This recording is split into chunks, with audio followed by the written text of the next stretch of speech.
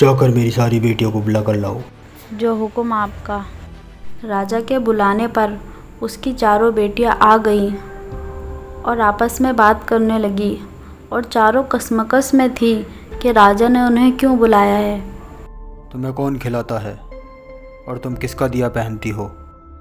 मुझे आप खिलाते हैं और मैं आपका दिया ही पहनती हूँ। ऐसा सुनकर राजा को बहुत खुशी हुई और उसने अपनी सबसे बड़ी बेटी को इनाम दिया और उसने अपनी बाकी दो बेटियों से भी पूछा तो उन्होंने भी यही जवाब दिया और राजा ने उन्हें भी खुश होकर इनाम दिया। आखिर में उसने अपनी सबसे छोटी बेटी से पूछा, तुम्हें कौन खिलाता है और तुम किसका दिया पहनती हो? मुझे अल्लाह खिलाते हैं और मैं अपनी किस्मत का पहनती हूँ, ये मेरा नसीब है।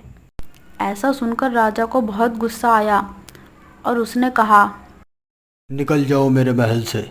जब अल्लाह तुम्हें खिलाता है तो तुम उसी का खाओ, मेरा नहीं। राजा ने उसे जंगल में छुड़वा दिया और वो जंगल में अकेली रह गई। थोड़ी दूर चलने के बाद उसे एक घर दिखा। और ये किसकी झोपड़ी है? शायद इसमें कोई मेरी मदद करे।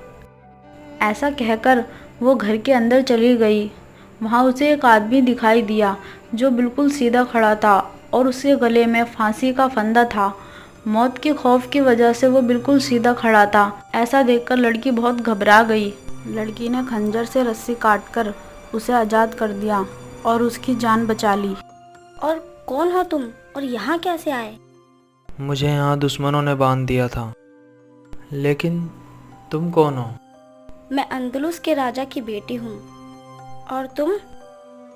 मैं हलफ के राजा अल अजीज़ का बेटा हूँ। तब लड़के ने राजकुमारी से पूछा कि तुम इतनी रात में इस घने जंगल में कैसे पहुंची? तब राजकुमारी ने उसे अपना सारा वाक़या सुनाया। तुमने मेरी जान बचाई है, अब तुम मेरे साथ चलो।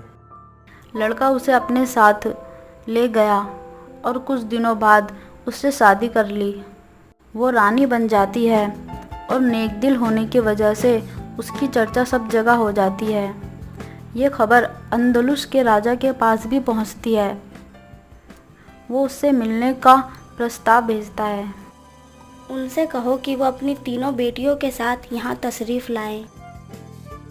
राजा अपनी लड़कियों के साथ तशरीफ़ लाया। उसने सबको बहुत बढ़िया खाना खिलाया और सोने चांदी के सुंदर सुंदर पोशाक दिए, लेकिन वो खुद नकाब पहने रही।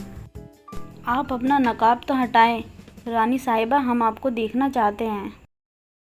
उनके कहने पर उसने अपना नकाब हटाया और उसे देखकर सभी हक्का बक्का रह गए। क्यों बाबा, क्या मैंने आपसे नहीं कहा था कि मैं अल्लाह का खाती हूँ और अपनी किस्मत का पहनती हूँ? और आज मैं आपकी सल्तनत से भी बड़ी सल्तनत की रानी हूँ। राजा खामोश खड़ा रहता है और उसकी बहनों को अफसोस होता है कि काश हमने भी उस दिन ऐसा ही कहा होता।